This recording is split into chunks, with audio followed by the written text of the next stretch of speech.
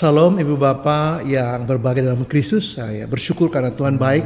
Sahabat Terang Hidup, hari ini kita dapat kesempatan, kehormatan dari Tuhan untuk belajar tema penting. Tema saya adalah jangan bersungut-sungut ketika Tuhan membentuk kita. Saya baca 2 ayat dari Ibrani 12 ayat 5 dan 6 firman Tuhan. Dan sudah lupakah kamu akan nasihat yang berbicara kepada kamu seperti kepada anak-anak? Hai anakku, janganlah anggap enteng didikan Tuhan, dan janganlah putus asa apabila kamu diperingatkannya. Karena Tuhan mengajar orang yang dikasihinya, dan ia menyesa orang yang diakuinya sebagai anak. Nah, dari 2 ayat ini saya akan membahas tentang berbagai pergumulan dalam rumah tangga. Ya, ketika Tuhan mendidik kita karena kita salah, ketika Tuhan memberitahu kepada kita karena ada hal yang keliru, dan jujur banyak hal kita di jalan yang salah, perkataan kita salah, emosi kita salah, kita begitu mispersepsi kepada pasangan kita, kita begitu misunderstanding pada komunikasi pasangan kita, lalu kita salah menilai, kita salah memahami, lalu kita buat keputusan juga salah. Nah, ketika Tuhan tahu bahwa itu berbahaya buat kita dan bisa membawa dampak yang tidak baik buat pernikahan kita, Tuhan itu bicara. Nah, relasinya seperti seseorang bicara kepada anak-anaknya, seorang ayah bicara pada anak-anaknya. Maka ada beberapa catatan saya penting di sini. Yang pertama, waktu jangan anggap enteng. Dikatakan, hai anakku, janganlah anggap enteng didikan Tuhan. Nah, menganggap enteng itu lebih kepada pemahaman bahwa saya tidak begitu menghargai, atau ini tidak penting, atau kita meremehkan. Kita merasa, saya juga udah tahu kok. Ada seseorang yang saya bimbing, selalu dia punya mekanisme pertahanan, defense mechanism. Sudah tahu Pak, sudah tahu. Nah, banyak orang percaya juga begitu. Sudah tahu Pak, saya lebih lama dari Bapak melayani. Umur saya berapa Pak? Saya udah jadi majelis gereja 4 kali berturut-turut, 20 tahun Pak. Jadi Bapak sudahlah, saya sudah ngerti itu. Jadi orang-orang punya blocking, punya sikap defense mechanism seperti itu, mengatakan saya sudah tahu dan udahlah Pak. Adalah sebenarnya orang yang pada sisi ini menganggap enteng didikan Tuhan. Paulus menulis surat bukan karena cuma tidak tahu, tapi justru karena mereka sudah tahu. Paulus menulis surat untuk mengingatkan mereka. Dan Yesus juga katakan itu kepada murid-muridnya. Dalam konteks perjamuan kudus, lakukan ini setiap kali kalian meminumnya menjadi peringatan akan aku. Jadi mengingatkan menjadi penting. Nah, ketika Allah mengingatkan kita karena kita salah dan ini berbahaya buat pernikahan kita, Alkitab katakan jangan meremehkan itu, jangan menganggap enteng, dan jangan bersikap tidak menghiraukan. Karena kalau kita tidak menghiraukan atau kita menutup diri seperti Firaun, seperti Nebukadnezar, seperti Saul, seperti Yudas ketika Tuhan ingatkan dia menganggap enteng dan berjalan sendiri lalu hancur. Jadi jangan menganggap enteng, tapi respectlah, hormatilah dan dengarlah apa yang Tuhan katakan. Karena orang yang dikasihi Tuhan itu diingatkan Tuhan untuk kebaikan dia. Jadi hormatilah apa yang Tuhan sampaikan buat kita sebagai bagian dari pendidikan dia buat kebaikan kita.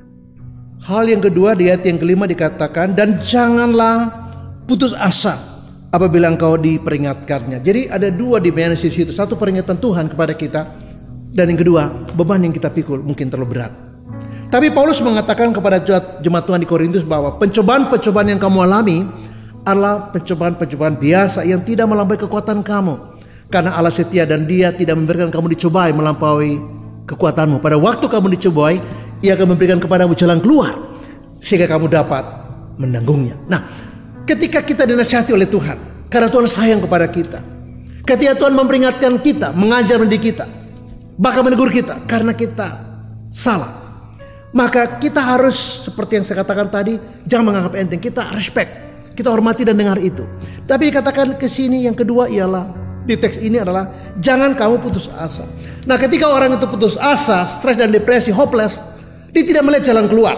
Beberapa orang yang saya layani, termasuk beberapa pernikahan, suaminya begitu jahat menurut dia, rentenir, ya tidak pernah kasih uang belanja, selalu kasar, baik sikap, baik kata-katanya. Jadi bukan cuma verbal abuse, tapi sikap dia begitu kasar. Dan dalam diksi dia, narasi dia, selalu kata-kata merendahkan, menghina. Ke saya, bahkan kepada mama saya. Ya, kebetulan ibunya tinggal di sana. Nah, saya mengatakan kepada ibu ini supaya jangan putus asa. Saya tidak pada posisi untuk mengatakan bahwa semuanya baik-baik, bukan seperti itu.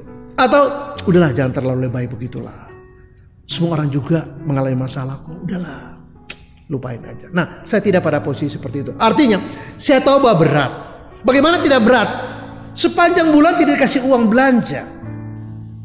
Nah, bagaimana rumah tangga bisa berjalan? Bagaimana beli beras, bayar listrik, beli sabun, ya beli lauk, bayar uang sekolah anak, beli sabun, dari mana? Jadi saya ingin mengatakan bahwa berat. Sehingga saya nasihat ibu ini, ibu coba carilah usaha. Tapi Pak, kan suami harus bertanggung jawab. Iya, itu idealnya. Tapi situasi ibu kan tidak ideal. Tapi ibu tidak mungkin biarkan ibu mati kelaparan dengan anak-anak kan, anaknya 2. Ya berjuang aja. Tapi anak dia, ya bagaimana berharap orang kayak gitu? Udahlah ibu berjuang supaya ibu dan anak-anak bisa makan. Mereka bisa sekolah. Jadi saya ingin mengatakan seperti nasihat dari penulis kitab Ibrani. Jangan putus asa sekalipun berat pergumulanmu. Mengapa? Karena Tuhan yang bilang Tuhan akan menolong Anda. Karena Tuhan yang bilang Tuhan tahu. Kalau kita putus asa, maka kita tidak punya kekuatan untuk berjuang dan menjalani kehidupan kita. Hal yang ketiga ayat 6 mengatakan karena Tuhan menghajar orang yang dikasihinya. Nah, kita tahu bahwa Tuhan itu bisa menghajar. Bahkan dikatakan dan ia menyesa orang yang diakuinya sebagai anak. Ketika kita jadi anak dalam posisi itu dan Bapa di surga memberitahu kepada kita, seringkali karena kita itu bandel, seringkali karena kita itu melawan, kita ya membutakan telinga dan hati, sehingga nasihat itu seperti berlalu begitu saja. Nah, Tuhan bisa meningkatkan menjadi satu bentuk hajaran, ya, cambukan kecil di sana, atau menyesah. Mungkin harus, ya kalau anak itu disiplin oleh ayahnya, pakai ikat pinggang misalnya, atau pakai rotan begitu. Karena dianggap anak ini tidak dengar. Dan ini berlaku di bawah anak 12 tahun. Di atas 12 tahun gak bisa pakai pendekatan yang disipliner seperti itu. Artinya kita gagal di usia-usia di mana dia tumbuh. Nah, di bawah 12 tahun masih bisa pakai tindakan disipliner. Kalau sudah dewasa agak lebih sulit. Jadi saya mengatakan bahwa Tuhan karena mengasihi kita, ini katakan mengajar orang yang dikasihinya, menyesa orang yang diakuinya sebagai anak. Nah, kalau kita sebagai anak, kalau kita dikasihi Tuhan, Tuhan kan tidak mau kita jatuh. Oke? Nah, Tuhan tidak mau kita hancur. Nah, dia tahu kita akan hancur ini. Dia tahu akan bermasalah ini. Endingnya dia tahu akan membawa kerusakan pada hidup kita. Nah, karena alasan itulah, karena Tuhan tahu itulah bahwa ujungnya kita akan celaka, maka Tuhan tingkatkan bentuk tegurannya menjadi bentuk hajaran. Menjadi dia menyesah kita. Karena dia tidak ingin, dia tidak mau sama sekali bahwa lewat peristiwa ini kita menjadi hancur, kita menjadi gagal. Nah, jadi orang yang gagal itu sebenarnya bukan orang yang tidak punya potensi untuk berhasil, atau orang tidak punya jalan untuk berhasil. Sekalipun jalan terbuka dan potensinya banyak, tapi karena dia salah jalan, di akhirnya justru malah bermasalah. Dan Tuhan tahu itu, dia maha tahu. Kita tidak tahu, seperti Lot. Lot pikir ke sana baik, tapi di endingnya dia tahu semuanya keliru dan dia harus menanggung beban itu. Waktu dia pergi ke sana dia kaya raya, waktu pulang dia tidak bawa apa-apa. Karena tergesa-gesa. Karena Sodom dan Gomora akan dihancurkan oleh Tuhan. Nah, Tuhan yang maha tahu endingnya seperti apa. Kadang-kadang harus tingkatkan bentuknya. Dia menghajar kita, menyesah kita, semata-mata karena dia mengasihi kita. Dia tidak mau yang buruk terjadi pada kita. Dia menyesah kita karena dia akui kita sebagai anak. Kalau anak orang ya kita tidak mungkin didik. Tapi kalau anak kita tidak mau. Hati dia tidak mau dihancur. Maka kita akan kasih tahu dengan lebih keras lagi, hanya untuk kebaikan dia. Hal yang keempat, saya baca dari ayat yang ke-10 dikatakan, mereka mendidik kita, sebab mereka mendidik kita dalam waktu yang pendek sesuai dengan apa yang mereka anggap baik. Tetapi dia menghajar kita untuk kebaikan kita, supaya kita beroleh bagian dalam kekudusannya.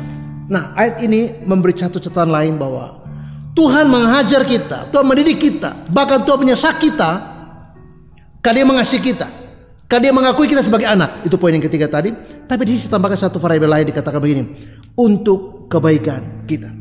Nah, kita lihat bahwa di atas segalanya, seperti Roma 8 ayat 28, bahwa Allah turut bekerja dalam segala sesuatu dalam kehidupan kita sebagai anak-anak yang diakui sebagai anak. Bagi kehidupan kita, orang-orang yang dikasihinya. Dia tidak mau yang buruk terjadi pada kita. Karena itu dia tingkatkan proses pendidikan menjadi dia menghajar. Dia menyesah kita, mendisipliner kita. Untuk apa? Ayat 10 dikatakan untuk kebaikan kita. Jadi bukan untuk yang lain, tapi untuk kebaikan kita. Demi kebaikan kita lah Allah melakukan itu. Jadi ketika Tuhan menegur kita, janganlah kita bersungut-sungut. Janganlah kita salah paham. Janganlah kita salah menafsir, seolah-olah Tuhan itu tidak mengenal kita. Pak, saya udah gak berdoa lagi. Kenapa kamu gak berdoa lagi? Doa saya gak dijawab oleh Tuhan. Air mata saya udah habis, Pak. Sampai sekarang pun tidak ada tanda sedikit pun suami saya sadar dan berubah. Pada siang malam saya berdoa, saya berpuasa, Pak. Saya bilang kepada ibu itu, coba kita evaluasi doa kita. Kalau kita berdoa tapi kita benci, maka kebencian kita akan menghalangi doa kita. Kalau kita berdoa sungguh-sungguh, berpuasa 1 minggu 2 kali, tapi kalau ada kemarahan, kemarahan itu akan memblok doa kita. Kalau kita berdoa juga, kita guling-guling juga berdoa untuk suami kita bertobat, itu bagus sekali. Tapi kalau di dalam hati kita ada kebencian, ada kemarahan, ada luka, ada dendam, maka akhirnya doa kita dihambat oleh hal-hal yang sedemikian. Jadi saya bilang, coba evaluasi diri. Atau kita berdoa tapi sambil kita mengutuk. Saya berdoa supaya dia cepat mati. Itu bukan doa, itu kutuk. Saya berdoa supaya Tuhan hajar dia, supaya dia kapok. Saya kira itu bukan doa, tapi itu semacam kutuk dalam pengertian yang berbeda. Jadi ketika kita berdoa, kita minta Tuhan kasih kita pengertian bahwa Tuhan mendidik kita semata-mata untuk kebaikan kita. Mengapa? Karena dia mengasihi kita dan mengakui kita sebagai anak-anaknya. Untuk menutup renungan saya mengatakan begini, jangan pernah kita memilih untuk bersungut-sungut. Karena ketika kita bersungut-sungut, kita tidak paham bahwa Tuhan justru mengajar kita, Tuhan mendidik kita, bahkan dia menyesah kita. Karena satu, dia sangat mengasihi kita. Dia tidak mau kita hancur. Yang kedua, dia mengakui kita sebagai anak. Dan yang ketiga, semata-mata untuk kebaikan kita. Dan kalau itu kita pahami dengan baik dan benar, janganlah kita bersungut-sungut. Seharusnya kita berterima kasih. Harusnya kita bersyukur bahwa Tuhan selalu care dengan kita. Terima kasih Tuhan, Engkau mengasihi saya. Terima kasih Tuhan, Engkau mengakui saya sebagai anak. Dan karena itu tidak ada henti-hentinya Tuhan mengingatkan kita semata-mata. Ayat yang ke-10 bilang, untuk kebaikan kita. Roma katakan, Roma 8:8, untuk kebaikan kita lah segala hal Allah lakukan supaya kita menikmati kebaikan. Bahkan dikatakan itu supaya kita beroleh bagian dalam kekudusannya. Dari proses itulah di ujungnya, di endingnya, kita mengambil bagian dalam kekudusan Allah. Dan kita bukan jadi anak-anak gampang yang tidak pernah dididik oleh orang tua kita, tidak pernah diarahkan oleh Tuhan. Dan Tuhan mengarahkan kita walaupun sulit, tidak mudah. Banyak sekali air mata, banyak sekali pergumulan, kita katakan Tuhan saya udah gak sanggup. Tapi percayalah, untuk kebaikan kita lah, karena dia mengasihi kita, dia melakukan itu buat kita. Terus memberkati dan shalom, amin.